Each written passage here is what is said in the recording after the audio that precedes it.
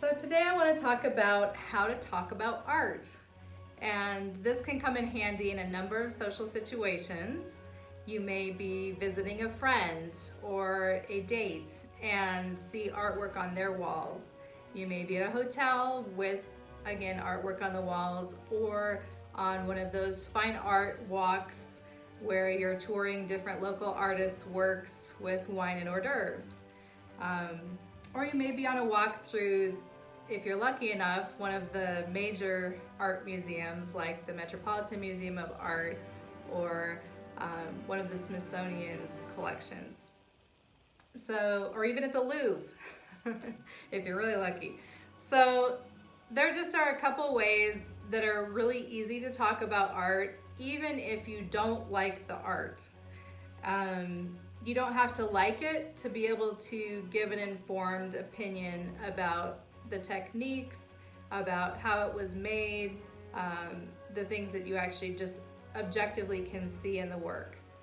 I think a lot of people focus on the content or how they're responding to the subject matter of art, and that drives the I like it, I don't like it type of narrative. But that's not really much to say. If all you have to say is you're really talented or I like it, then that's not a lot of contribution to the dialogue, and can honestly be somewhat annoying for an artist to hear repeatedly, because when an artist creates a work and puts it into the world, it's part of a dialogue. It's a cultural artifact that exists for some purpose, and the artist hopes that work kind of evokes the feelings and reactions and responses that their intent really is focused on. So when you see a piece of art for the first time, again, a lot of times people's initial reaction is, oh, I don't like it, I don't want to talk about it. Or, I love it, but you don't really know why. So, two things that are really handy to focus on are form, which is how it's made, and content, which is why it's made. So, form deals with everything that's kind of objective and doesn't necessarily get into the sort of, personalization of feelings, and also stays away from some of the danger zones of controversial responses to art. So you can always talk about form. That's a safe zone if you don't want to offend anyone. And when you want to get into content or go a little deeper into why it's made, not just how it's made, then of course sometimes you'll have differences of opinion in terms of the response to the content. So this is a piece that I want to talk about, for example. And if I was approaching this piece, and of course I am the artist of the works that I'll be talking about, so it's also kind of a little bit of an art tour into a few pieces that I've created that are from kind of different lines of work. So I do an abstract line of work, abstract acrylic paintings. I do a representational acrylic painting line of work, and this is from that line. I also do cut paper collage, which is a mixed media line of work, and I'll talk about one of those pieces. I've also done drawing and woodcuts, printmaking, and sculpture, and in the future, hopefully I'll have an opportunity to talk about some of those pieces as well. So you always want to start with, when discussing a piece of art, the clues that the artist has afforded to you. So obviously we have the visual clues, and we also typically in a gallery context have a little card that attaches with the art, mounts on the wall, and says the title, the medium, and the size, and also the price. So for this piece, the title is Rejection, and that is a clue into the content, of course, of the piece and the intentions behind it. The medium is acrylic on canvas, which is the form. So to talk about just the form in the safe zone, I would approach the piece and discuss the composition, which this piece has a lot of exit lines, which keep the eye moving, exit lines and entrance lines off of the edge of the canvas. And so that just really keeps the eye moving. You can come in on this line and go through the paper bag and come back through this line. It leads us to the focal point in here. There are just a lot of lines that create movement throughout the piece. Also, you can talk about color when it comes to the form of an art piece. And in this particular case, there's an interesting juxtaposition of very hot or bright colors, cadmium, reds, and yellows, up against a lot of more neutral colors like the grays and the browns. Anything that's neutralized by mixing colors across the color wheel creates a more subdued effect. So that also kind of creates a three-dimensional illusion or implied space in the composition where the banana looks like it's coming forward, even though we know this is all on a flat surface. There's an illusion of the apple coming out and being able to pick off an Oreo and eat it. So we can talk about implied mass, implied space, and with implied mass, it looks like, you know, the banana has weight. It looks like the apple is a little bit, maybe even larger than life size. So again, these are things that deal with just how it's made, what we see in the piece itself. We might also talk about contrast, and in art terms, that means value contrast of lights and darks to where there's a full range of value. A lot of good art, or art that's made that's pleasing to the eye, has a full range of values, and that also creates that implied mass or the illusion of three-dimensional qualities. So we have from bright whites to deep blacks and all the values or shades and tones in between. Additionally, we can talk about composition in terms of focal point. Where's the focal point located? And this is kind of located on what's known as the golden mean, or within that golden mean, golden section, which is typically pleasing to the eye if it's about 2/3 over and about 2/3 up for a focal point. So this kind of creates an asymmetrical composition where if you divide it in half, the two halves are not the same in either direction, but it's still balanced. And that's a little bit harder to achieve than a symmetrical composition for balance, because symmetrical compositions obviously are already balanced because the two halves are the same. So we can also talk about implied texture, and we can see some of the fraying on the cloth here and the crinkling, the wrinkles in the paper bag that imply the texture of fabric and the texture of paper. Also the bite into the apple, you can kind of feel that kind of crunch into it because of those teeth marks that imply that the skin is going to be crisp, but the inside is going to be soft. And similar on the bitten Oreo, and also the banana with some of those little strings that come off that kind of make you almost taste or have a sensory response to what eating a banana actually feels like. Another thing that we can discuss beyond just talking about the form is the content. And when we get to content, we're discussing why the piece of art was made. And I'm going to move over here just to adjust the lighting just a little bit, because I kind of feel like we're getting a little bit of a glare on that side of the composition. So when it comes to content again is why the piece was made. And for that, we're going to look to the title. Rejection is the title of this piece. You might think, like, but I thought it was just a lunch. I would have just called this a lunch or a snack. Why is it called rejection?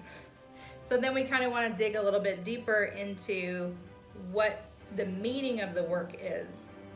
And with this particular piece, of course, it also helps if you could talk to the artist, which in this case is me. So my intentions with the work were to add a lot of layers of subtlety, because I don't like everything to be completely obvious on first glance with my content. I like for people to look at the art and then have to dig a little bit deeper. So ideally, I aim for my art to have a third look. So every piece of art gets a first look, it's just because it's there, and then it's not going to get a second look if it's not well made. That deals with, of course, the form. It will get a third look if it calls the viewer back with the content. If somebody wants to ask the question, what does this mean? Why did this artist create this painting? So the content for this piece, and again the title is Rejection, basically there are a lot of metaphors when it comes to culture and race and ethnicity in America. And these ideas of categories and people either belonging to a group or being rejected from a group on the basis of either appearance and racialization by appearance, or on the basis of what that person exhibits as far as their spirit and their soul or their cultural affiliation.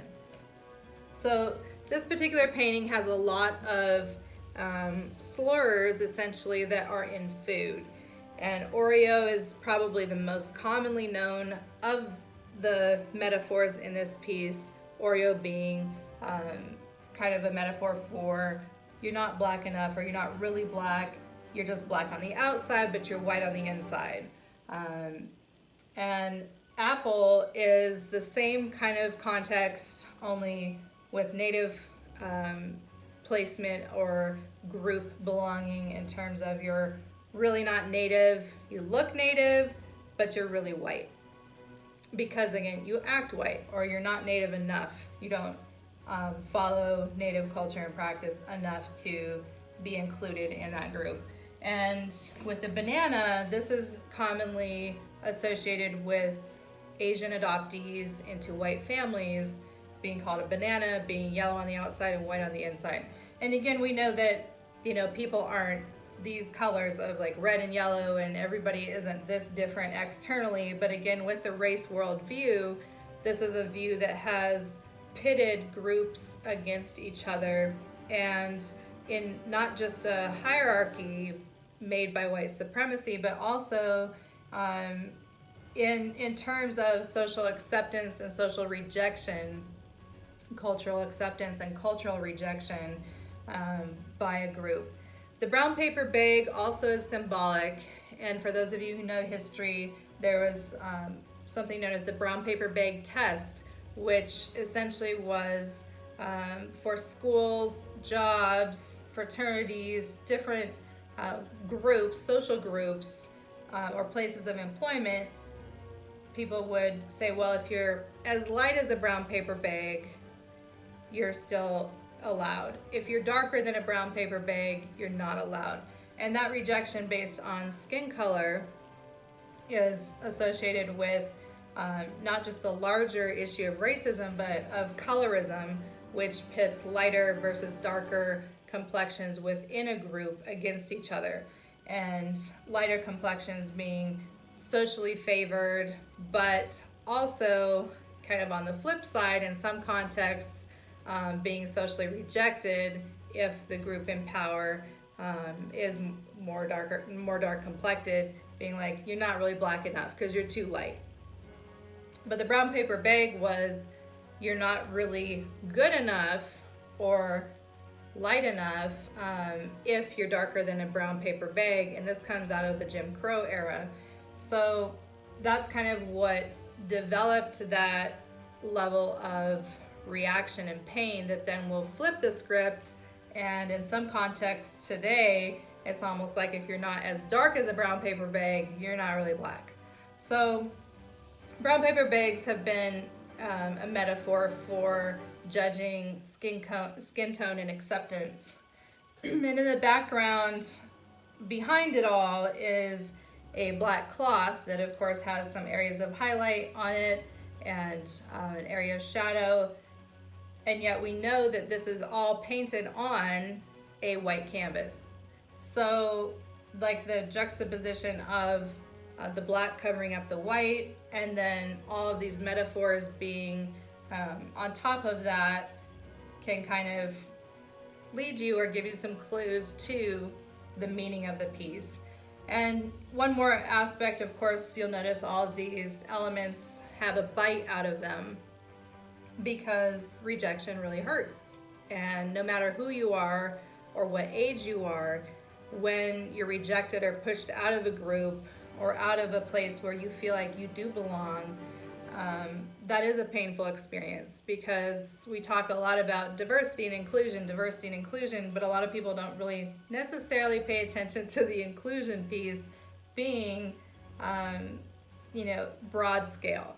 So if we're talking about gender inclusion, we have to talk about the full scale of gender identity and inclusion, not just male and female.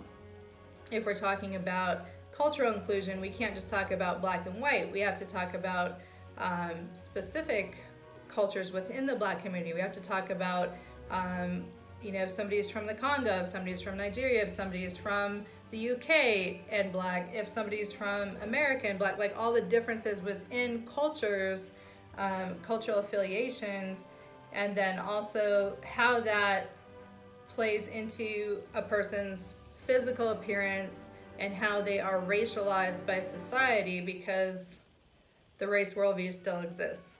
And I would argue that, a lot of people say, well, you can't say race is a social construct or that race isn't real, even though it's scientifically proven not to be real, because we don't meet the zoological requirements for separate races within the human race, because we are all so similar physically, emotionally, and so on. So that when we get down to the scientific facts, it doesn't matter, because within society, people have said, we don't care.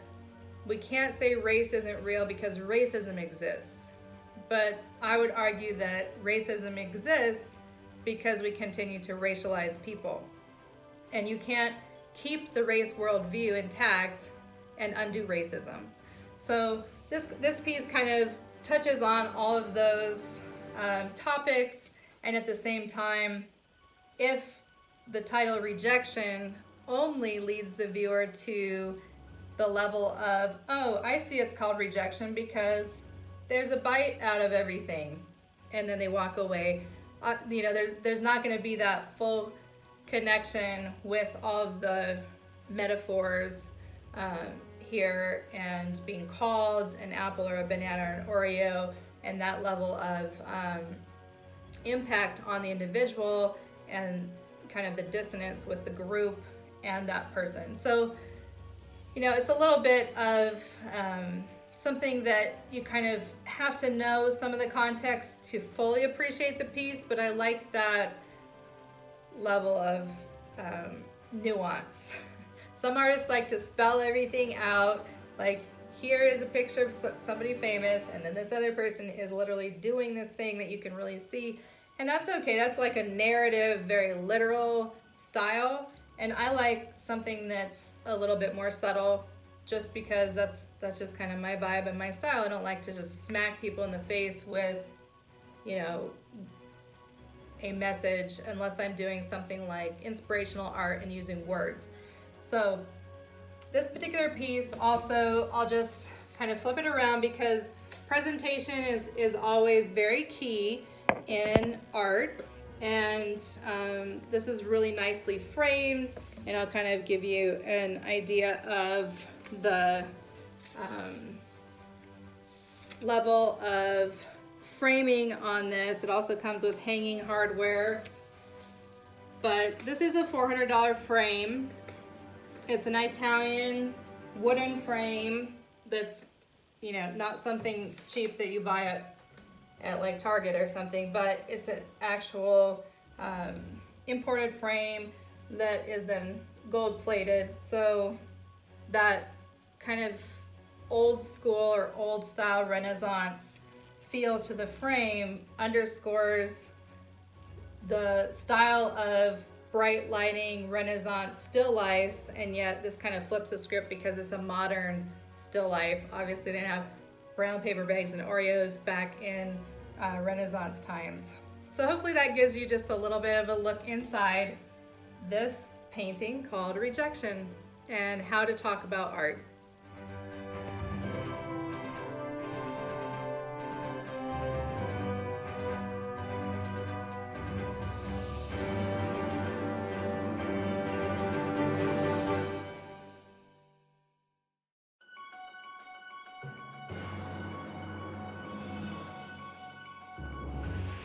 So the next piece that I'd like to talk about is a painting that I created called Made for Error. And this is from my abstract acrylic series. And I would really like to add a lot of texture into my abstract works that, you know, a lot of times my representational paintings are very smooth surface, very thinly painted. So it just looks like, almost like a print, like it's just so smooth and finely painted to get those details. But when you're not worrying about the particular reflection on an apple, say like the last piece we talked about, or getting that fabric texture implied within the paint, you're kind of more free to use mega textures or heavier textures with an abstract piece. So again, walking through that whole form and content way of talking about work, with this particular piece, the form really is the most obvious, and anything that's an abstract piece, the abstraction means simplified imagery or simplified form. So to abstract something means to simplify the form to where there are fewer visual clues. However, sometimes when a form is simplified, it also becomes more symbolic or more universal. So there's kind of an interesting dynamic there that draws a lot of people to abstract art that are not drawn to a photograph or a representational painting that looks like a photograph. But there's more freedom and more interpretation and personal meaning sometimes in abstract art. So with this particular piece, if I would have just left it untitled, then that would kind of push the viewer away from my intentions with the content here. So I gave a title, Made for Error, that will sort of give the viewer a starting point to discuss the content. So first we're going to discuss the content, and then we'll get into the form, even though form is the primary point that you probably want to talk about if you're just talking about a completely abstract piece. So this is abstract, however, embedded in a lot of my abstracts are some representational type imagery. You can see a person here, you can see a woman tied with her hands behind her back to a stake here. There's another figure here, there's another woman here, there's the skirt and legs of a woman here. There is actually two people, one on top of the other, presumably having sex here. There is a figure here in a doorway. There are two people over here. There's kind of a hand, a ghostly hand formed there and inside the circle. So there are some things that are representational or do sort of evoke a symbolic idea. Within the piece, I really used a lot of white, blue, and red contrasted against the black, because it's sort of a political statement. This particular piece, Made for Error, is a statement about America, red, white, and blue, and kind of just our country's founding being flawed, and therefore the country itself almost being made for error. Like there were things that were going to go wrong based on the flawed foundation of this country, being founded on oppression, chattel slavery, and genocide of Native Americans. And so just kind of, you know, some of those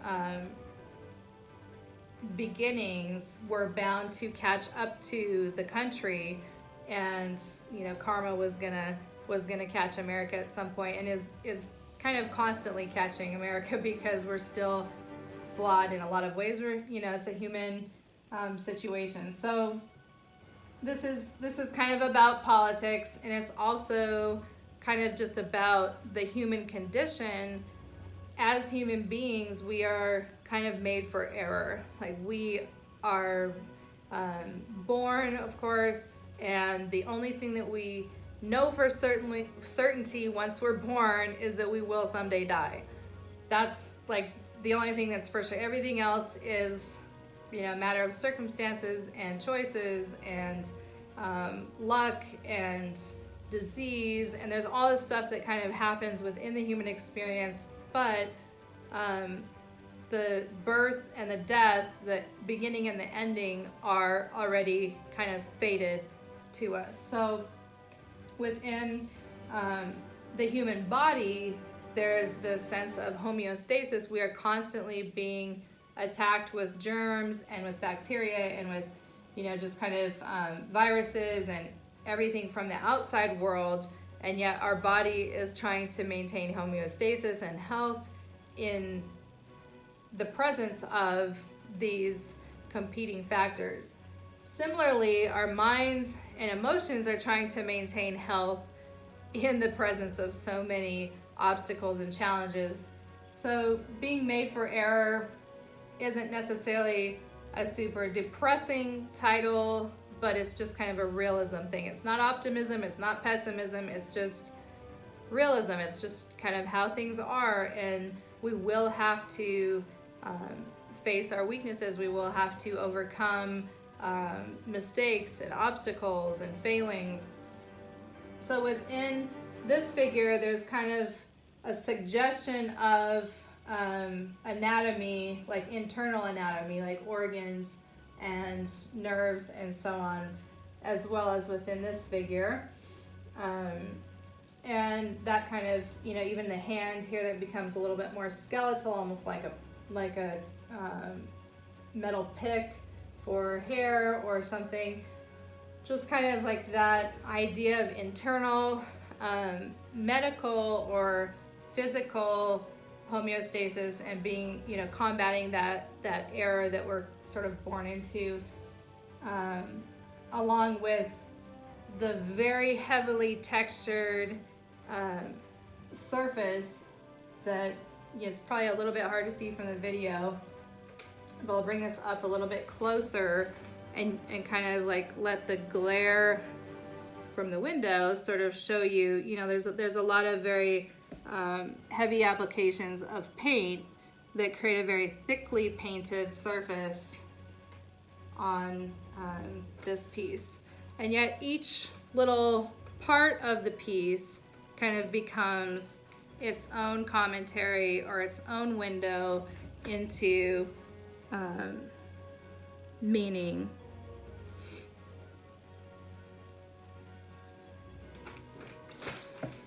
And again, this is also framed with a really nice distressed wood frame that is not cheap. You know, with a nice hanging system on the back and a dust protector on the back as well. So if we're going to talk about form with this piece, we kind of talked a little bit about the texture and how that's very pleasing. We can also talk about the lines, like the sense of repetition of motif and implied line that happens throughout, and also movement. Again, I really like my compositions to have a lot of movement, so you can see that the lines are taking you off of the edges of the composition, leading you back in and kind of through And you can kind of follow that path to move through the composition. There's also some stuff that's embedded into the paint, meaning that the texture itself will reveal other forms.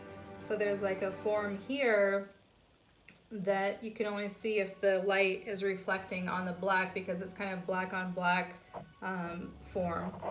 So lots of contrast to get a full range of values, from bright white to deep black, and these nice blues, reds, and a little pop of yellow just to kind of brighten it so it's not too dull. Yellow is the third primary color, and again, kind of this piece really focuses on our origins and as a nation, as well as just human bodily kind of origins. And so those primary colors elicit sort of that primal response.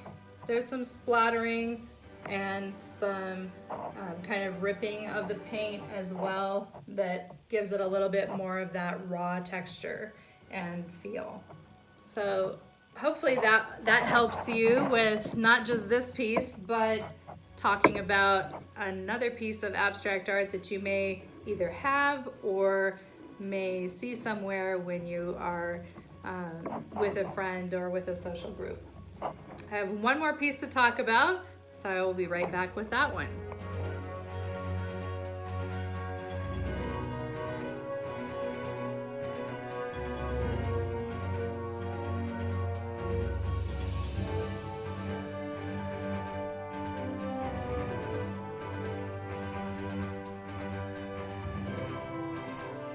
So this is the third and final piece for this video that I would like to talk about, and this is from my collage series.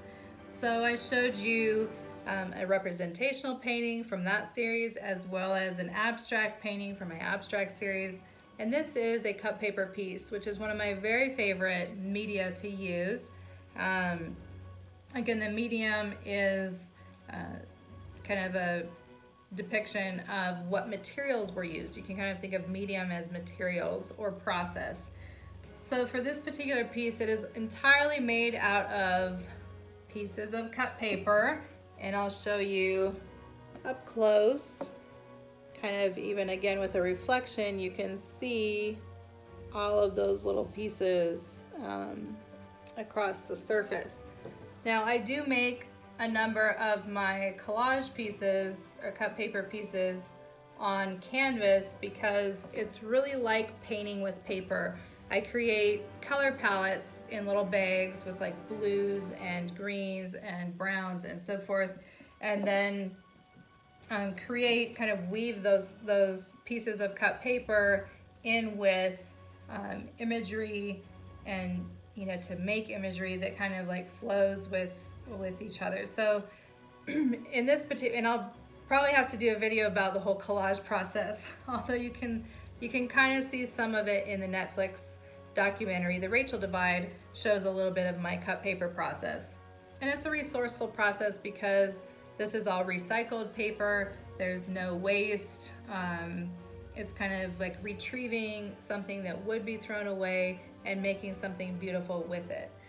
So this particular piece really shows a sense of survival, and the idea here is kind of the primary figure, which is clearly the focal point.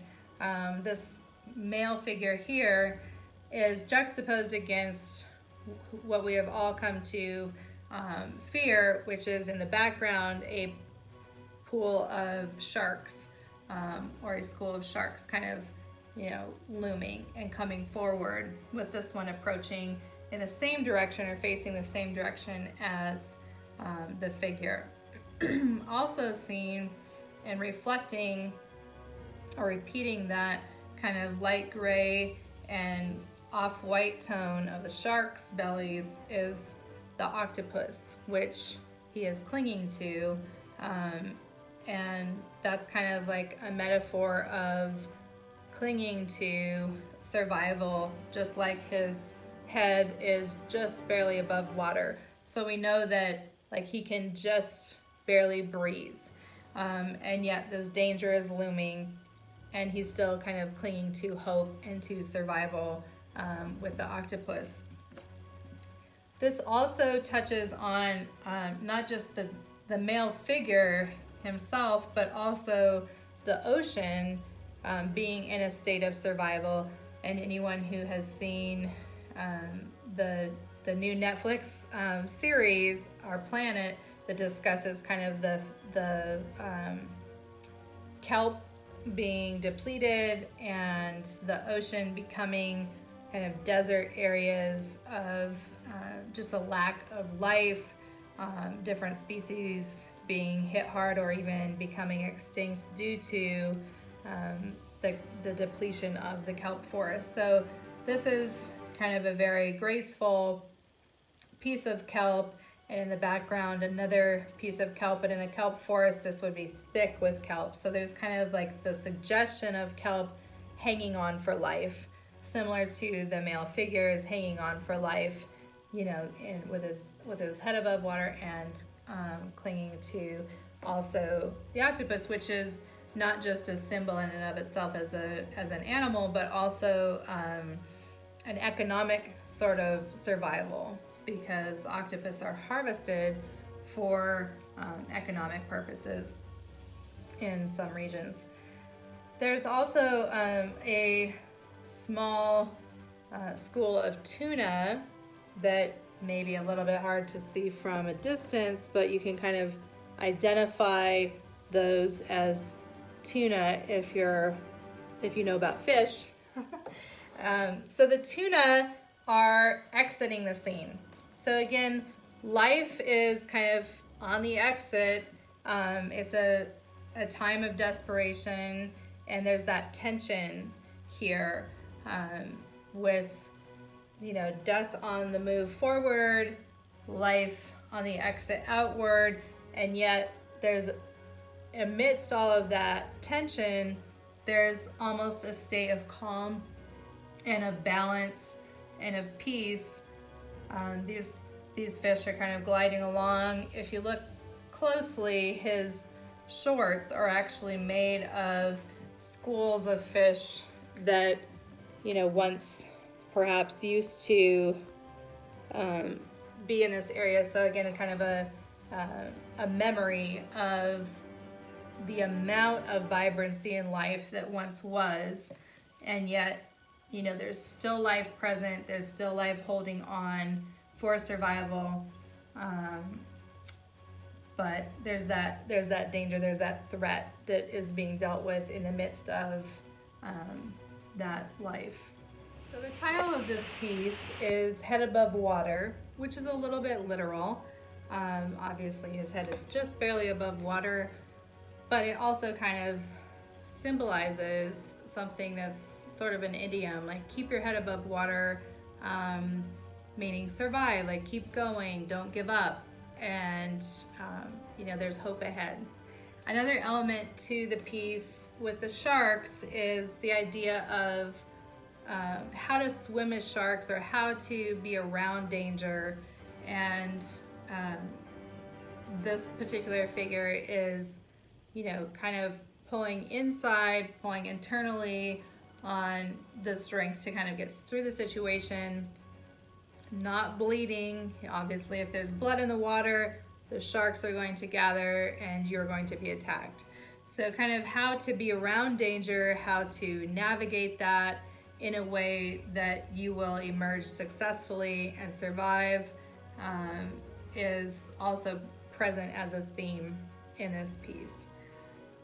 The medium, the form, the, you know, how it's made with the cut paper, I feel like really goes well with this piece, because there's a sense of survival and sustainability of the individual, as well as the environment, the ocean, and all of these different groups of fish, which you can kind of see some camouflaged fish floating along the bottom, and even some dead pieces of coral, you know, that have died off, but kind of like how all of these things are interrelating is connected to sustainability and to the idea of using our resources more wisely. So I feel like to paint this, maybe in acrylic paints or whatever, would be a little bit contradictory, because acrylic paints are plastic essentially, and plastic is one of the big problems with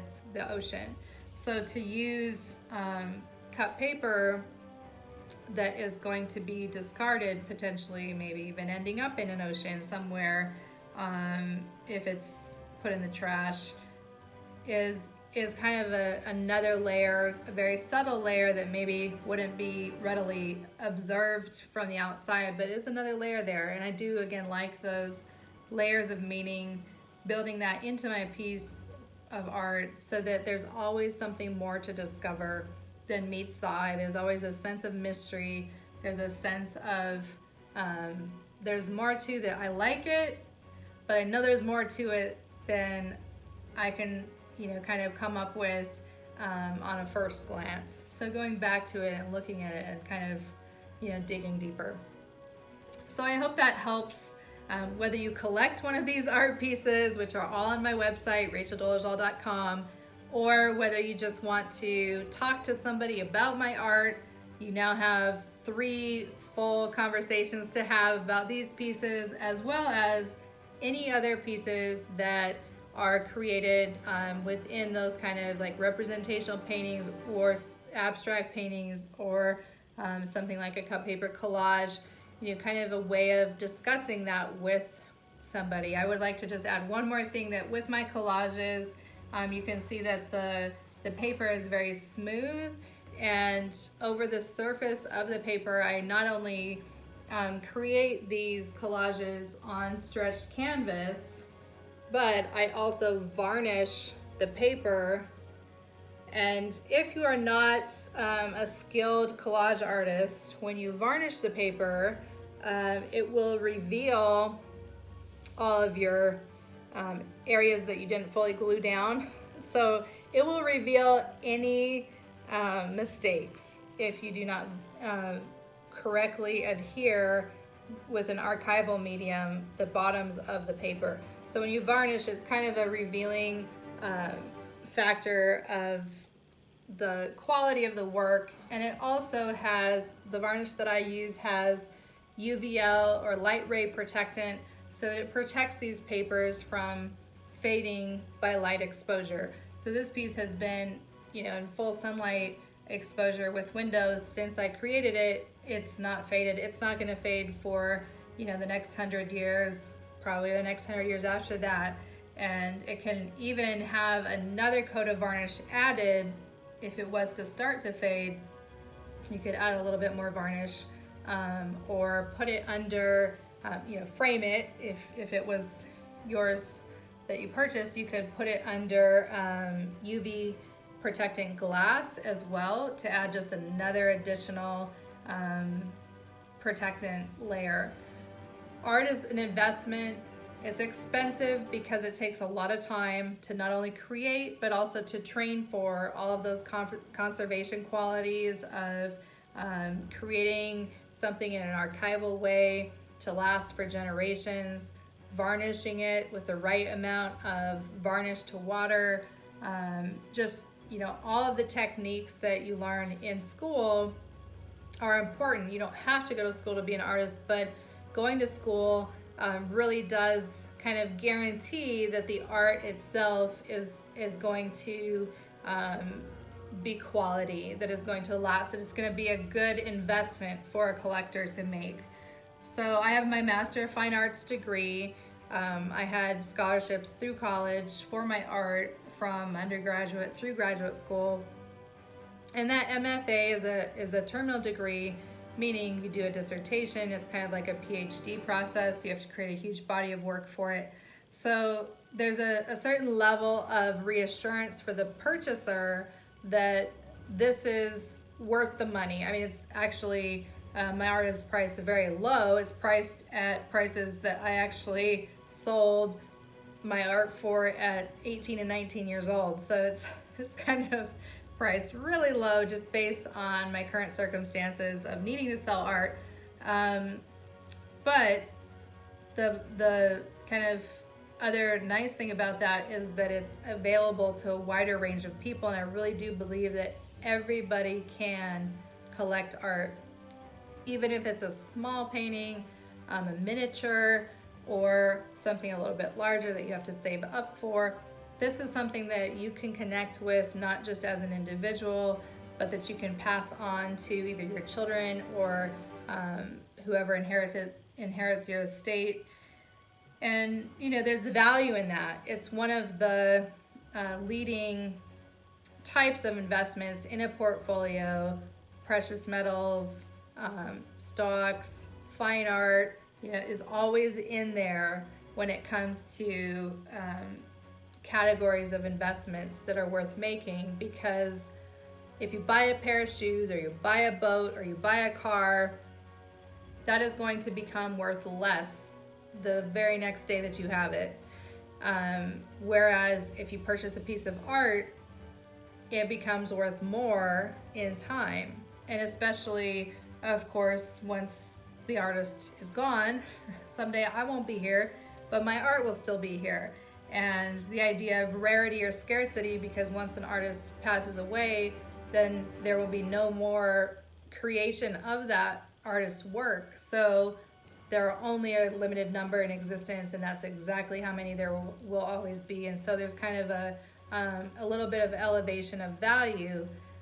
However, I do believe that if you really do value an artist's work, you'll collect it while that artist is still living, because that supports the work and kind of is a reciprocity thing with giving back to the person who created that and put that cultural artifact into the world.